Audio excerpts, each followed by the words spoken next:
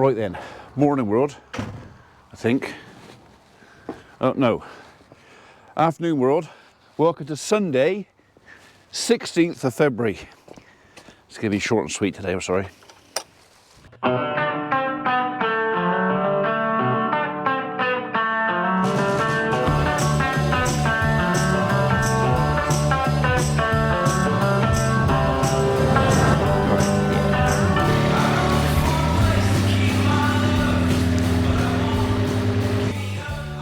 So yeah, I've got very little time today to shoot any video. Been over to see my dad this morning, had a chat with him, sorted out some stuff I needed to sort out with him. He's very kindly given me the water bills to the farm because they're still being posted to him. We haven't swapped, so he gave me the farm, but we haven't swapped all the stuff over yet. So he just gave me the water bills this morning, and it appears I've got another water leak. So, because one of the pipes, if it's the one I think it is, which is shut off, is still leaking, which means it must be leaking at the meter. So that's a job this week to go and find that. In other news, the other water leak, we don't know yet if it is a drain, a pipe, the mains, a spur, a spring. We don't know. I'm waiting for the results from the water board. They're going to do some chemical tests, lab tests and stuff like that, just to determine whose the problem is. So we might be digging 2 holes rather than 1. So I just come down to check on the animals to see if I need to give them anything else. So I'm away this afternoon with my dad to Bristol. He's got to go into the BRI. I've never, well, it's coming up 60 years, never been to the BRI. I've driven past it loads of times, never been there. I've heard it's a pig for parking. So I've got to take Dad in for a CT scan for his ticker. Yeah, I won't be taking the camera to that. So, because apparently wherever I park is probably going to be pushing him uphill or downhill. One or t'other. So, but I need to make sure that you guys have got enough to last until I get back. So there's your head scratcher. Just check the bolts on that. They are good. Still tight. So yeah, I actually thought I was going to be putting a bale in there, but do you know what?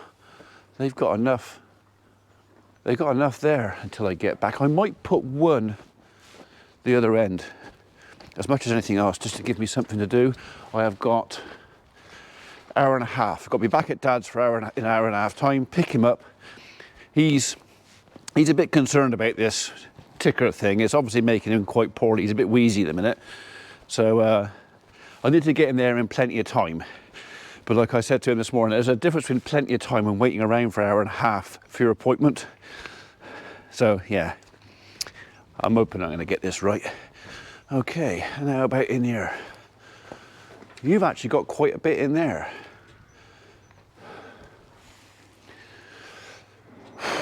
I should be back by 5 o'clock. 5 hours. I think they've got enough. Right. If I'm not doing that, I might take a quick walk. Let's take a quick walk. Look at the state of it. What a load of pudding. I can't bring a tractor out here. Even if I really, really wanted to, I couldn't bring a tractor out here. It would make such a flipping mess. And the ground is struggling enough now without me chewing it up anymore. So, right, we're going to take a little walk down to the reserve and just see. We're going to have a look in the pond. I think it's a tad early, but you never know. They may have started. As much as anything else, the exercise do me good. I've actually done very little so far today. Got up this morning, had breakfast, spoke to the missus for a while, went down, looked at the animals, they were okay, went over to my dad, sat in his chair, drank his coffee. So I have actually done very little. So the bit of exercise, like I say, will not do me any harm.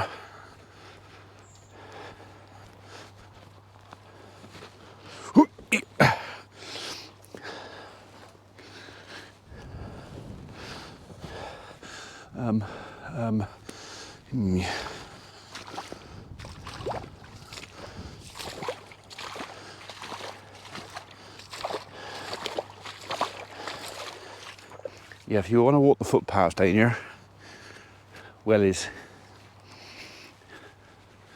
Sheep are up there. Right, I ain't got much left out here, Val. I might have to open the bottom gate and let them through down there. So, what are we doing for date? 16th. I might open the bottom gate, we'll see. See how much grub we got left out here. It is so wet though. Literally, that entire patch there is just like a little bog. I think the sheep have spotted me. Oh look, human! Has he got anything to eat? Look, human! How exciting. Oh, it's not our human. Oh, it's not a girl. I think they may have lost interest. Which I can understand. I mean, if I was running towards a human and I thought it was a girl, and then I found out it was a bloke, I'd probably be less interested too. Just in case though, you know, he's carrying something. Stones. Stones that the muck's better chucked out, which I don't want. And they can go in there. Hello, you lot. Hello, you lot. Hello. Right, well, I'm thinking of letting them into the bottom avenue. Looks a bit greener over there, doesn't it? Just to give them a bit more. I'll ring Val first and see if that's okay with her. I'm sure it will be. I'm sure she'll go, more food is better than less. Reminds me of the old days. Pied Piper pulling. So I'm walking towards the gate, which they're a bit excited about, but they ain't coming in here. That's not happening. Because I'll be straight out there on my neighbours, and you'd be less than pleased about that.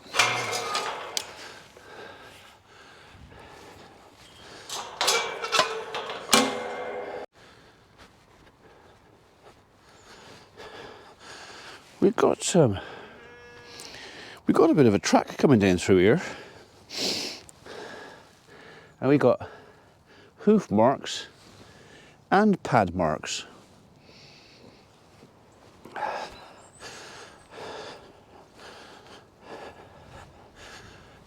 Busy in here, but then that's what it's for the wildlife, isn't it? I've probably made too much noise. I doubt I'm going to see a lot.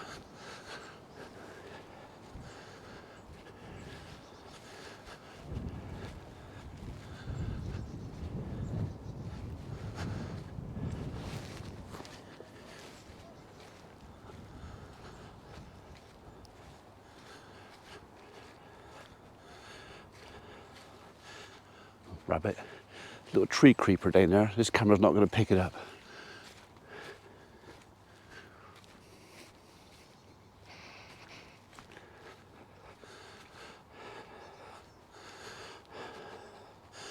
Right then, is there any?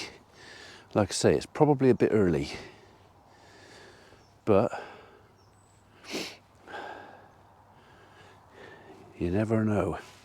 It's quite surprising the stages this pond goes through throughout the year, because in the summer, if it gets really dry, it will just dry up.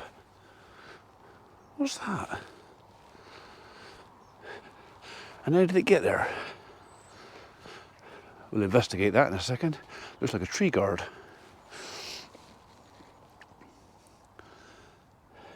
Can you see that circulating?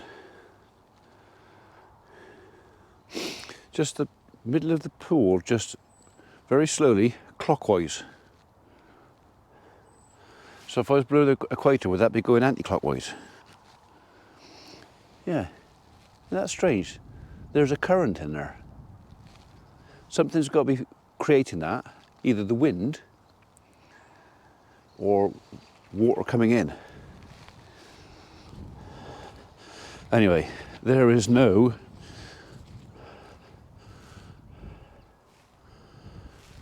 frog spawn, not yet, but I would imagine over the next few weeks that will happen. Right, So what's going on here then?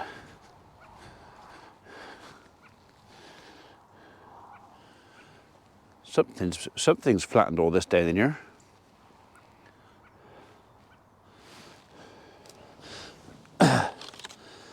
And pulled that out.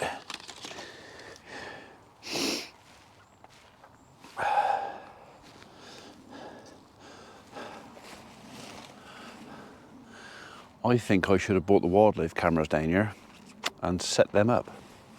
There is obviously quite a lot of activity down here. So I didn't bring them with me because I never thought about it. But there's obviously a fairly busy trail going up through there. Another trail coming through here. Around the edge of the pond. I mean, if you didn't know any better, you'd say a flock of sheep had been through here, but they'd be very small sheep. This is nearly all muntjac, I think.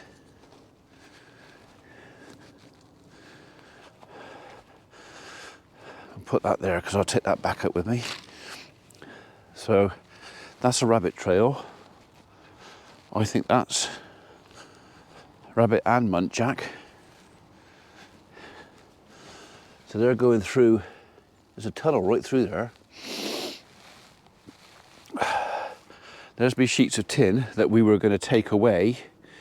When we had a tidy up in here, we took a lot of rubbish out of here, and we were going to take those sheets of tin out, and then we decided, actually, they create a complete little micro habitat and microclimate for beasties. So we left it. There's actually 2 sheets in there. So we've left them in there. Just let the wildlife take over it, overtake it, whatever you want to call it.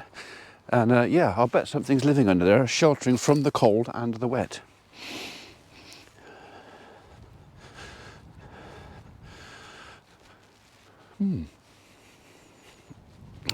More tracks up through there. Again, deer and rabbit.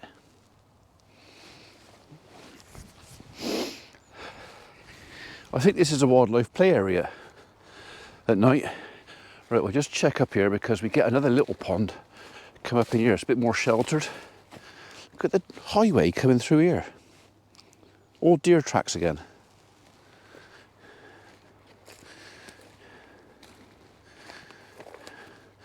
Right, I don't want you stuck on me. You can go down there. So can you. So sometimes we get spawn in there, but it's a bit more stagnant in that one.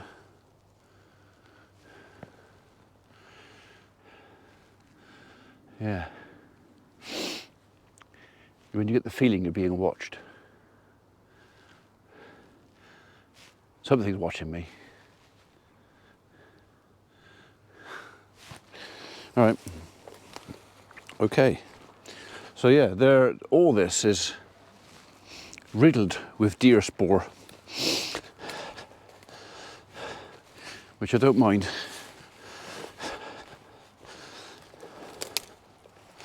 But no frog spawn. Not yet. Maybe a couple of weeks yet. Maybe tomorrow.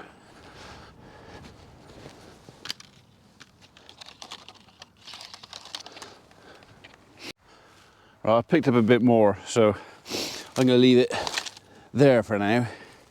When I come in and cut the grass in a few weeks, month's time, I'll pick it up then. So if I was walking straight back to the house, I'd carry it up, but I'm not.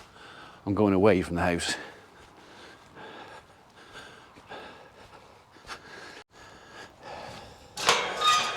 I wonder if we get any blue tits in there this year. So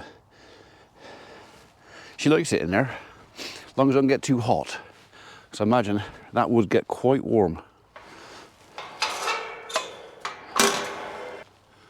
Right, won't be long and you'll be a snowball. So yeah, this is a big old standalone blackthorn, and when he comes out in flower he's absolutely beautiful. So yeah, you won't find many blackthorns like that, which is why I've left it alone, and it's welcome to stay. Actually, we'll just take a look at the watercourse over there. And then I will go down and open that gate. And then, only an hour, I'll go be at Dad's.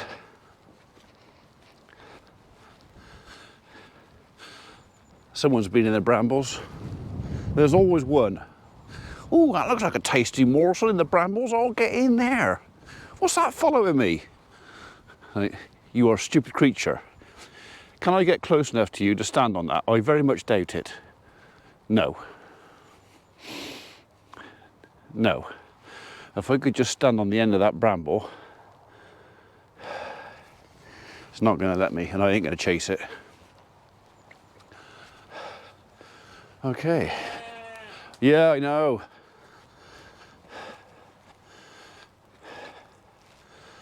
Yeah. It's possible we could get some frogs spawn in there, but to be honest, it's not ideal for them. The water's kind of, that would be okay, but if we get a real big heavy storm of rain, that washes out too, and that's running far too fast. Froggies won't like that. Look after the froggies. So I know they're around because Mr. Heron is down here quite a lot looking for froggies. He likes froggies and eels and minnows. So we do get minnows in the stream. Right, we're going to go and open that gate down there.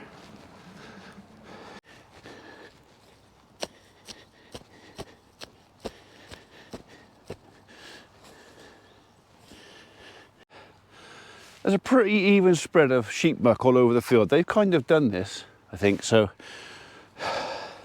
I think Mr. Crow has got something to do with that bit, but most likely, yeah, there's not a lot left on there, is there? Maybe a little tiny bit, not enough. Right, open the gate, let them out through there. I'm just going to do it. I'll tell Vel afterwards that she can look at them down there, and that'll keep them going for another 10 days.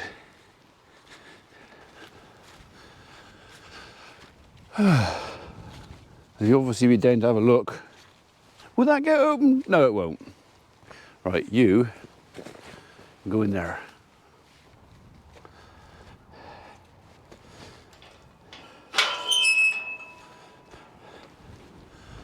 They haven't noticed yet. They will.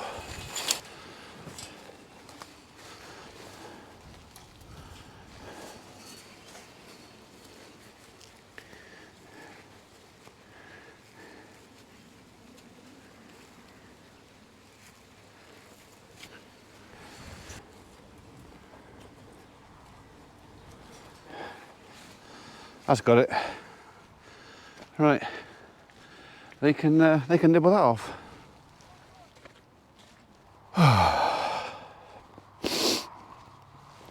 Oh. I've got a neighbour who likes to walk his dogs out here, and his dogs like to carry sticks, and that's okay. I don't mind them carrying sticks, but I really would rather he didn't leave them out in the field, because I have to come pick them all up, which is kind of, you know, a bit of a pain in the ass. So we don't want that stuff in the farm machinery if we can avoid it.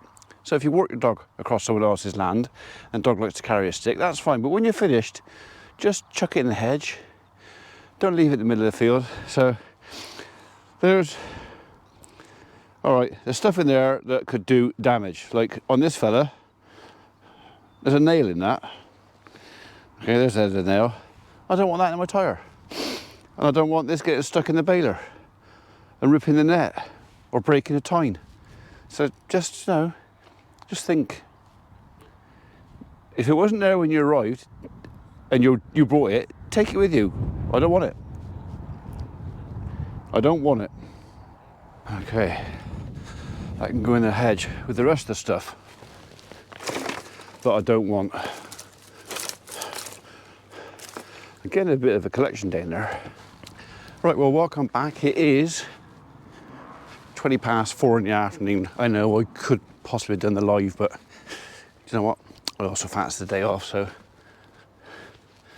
Right, we've got a horde of walkers out on the golf course, and I have to say, they don't understand what a footpath is. It's kind of anywhere between that side of the field and that side of the field. But, oh, they're worried about the mucky gateway. Are you going to get your shoes dirty? Oh dear. Never mind. Go on, in you go. In, no, go on, do that inside.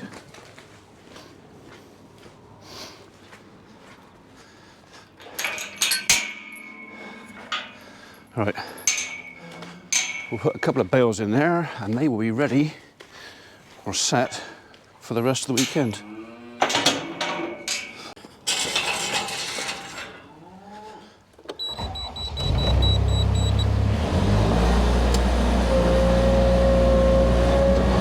Half of me wants to go out and laugh at them because they've obviously come out in just boots, no wellies, and they've had to walk through that puddle that I walked through earlier. But that's the countryside this time of year. And if you weren't prepared for it,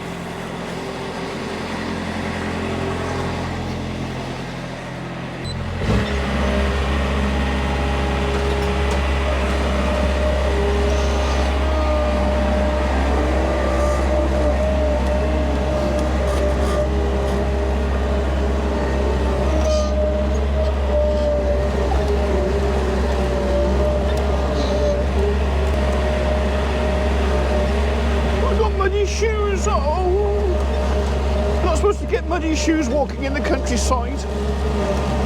It's February.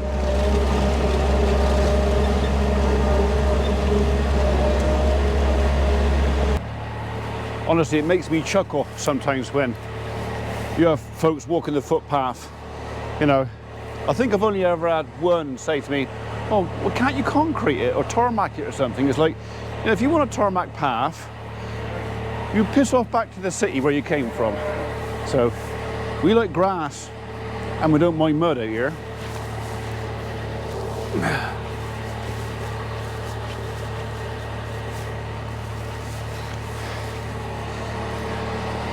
Just makes me smile when they get dirty toes.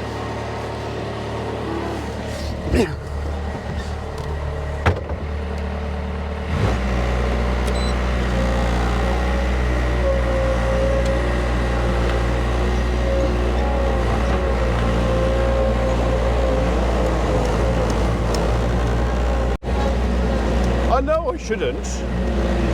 I know I should be sympathetic and go, oh, you know, I'm really sorry. You're walking the countryside being ruined by a muddy gateway. No, I really am sorry. I should really be more careful with the farm and make sure that when you walk across it, wherever you feel like, that you won't get your feet dirty. Yeah. No. So that's it. So it is a little bit mucky in there, but it is quite late. And I think actually that will last until tomorrow. It's not too bad next door either. So I'm not going to bed out today. They are quite content with what they've got. So the visit to Bristol Royal Infirmary, BRI, was, well, we got there on time. In fact, we were early. Even though I went to the wrong department. I looked at the map that Dad had of the place and he was going in for a CT scan. So, and I saw CT scan or CT department in, was it oncology? Zone D? Anyway, so there was nowhere to park inside. Hello. That looks a bit mucusy. One of you girls bullying? Probably. Anyway, so So I just assumed that's where it was. So went in, couldn't find anywhere to park with the wheelchair accident, so we had to park up on the road, which meant pushing him down quite a steep hill. I rephrased that, I didn't push him down, I held him back. Going down quite easy. He said, "Don't you let go." And I said, "Well, it'll be the most exciting trip you'll have today, Dad." He goes, "I don't want exciting, just don't let go." All right, Dad. Anyway, we went down to Zone D, went in there and looked around, and there was nothing about radiology, CT, nothing. So I said, right, I'll get the bit of paper out, and found out I wasn't supposed to be in Zone D at all. I was supposed to be in Zone A, which was then an uphill push with the wheelchair, followed by another even steeper downhill. "Don't you let go." "I won't let go, Dad. Don't you worry, I won't let go." I think by the time we got to the bottom, the wheelchair brakes were quite hot.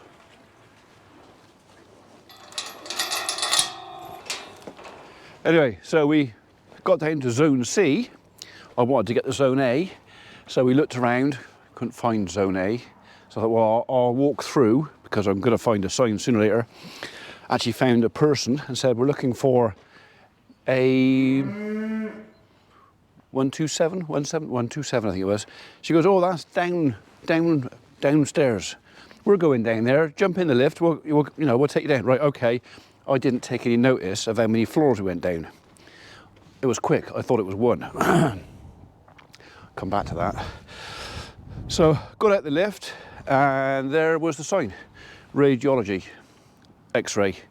Fantastic. Down in there, went in there, saw the young man behind the counter, and he goes, "Can I help you?" And I said, "Yeah." Give him my dad's name, and he goes, "Oh, why can't I see you here then?" And I'm going, "Oh, please, no, don't do that to me. Don't, no, not after all that." And he goes, "Maybe it's my eyes. I'll have another look." So we had another look. He goes, oh, I think I found you. Is that you?" So I went through Dad's details. "Yes, that's me.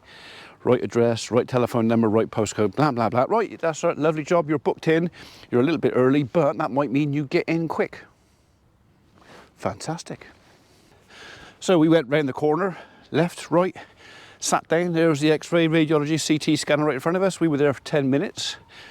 And 10 minutes later, out come the guy from the room, said, "Mr. Pullen?" "Yeah." In he went, and it turned out that he came out of CT at the time he was booked to go in. So I filled out the form saying, "Were we late? No, did we have to delay?" And I go, "Well, no, actually, you were 20 minutes early." It was pretty damn good. So, yeah, I didn't push him back up the hill. I told him to wait where we were when we finally got out. Oh yeah, I forgot that bit, didn't we? We got back out of X-ray, and I thought we were going up one flight. It wasn't, it was 3. We went up one at a time till I got to the one I recognised. Found our way to the exit where we came in, or the entrance where we came in. I left him there. I then ran. Yes, I did. I ran right up to the top road above BRI. So if you know where that is, from Zone C, from the ambulance bay there, I ran all the way, did not pause. I was suffering, but I got to the top of those steps. There's like 4 or 5 big flights of steps. Ran up there, got in the car, checked it didn't have a ticket.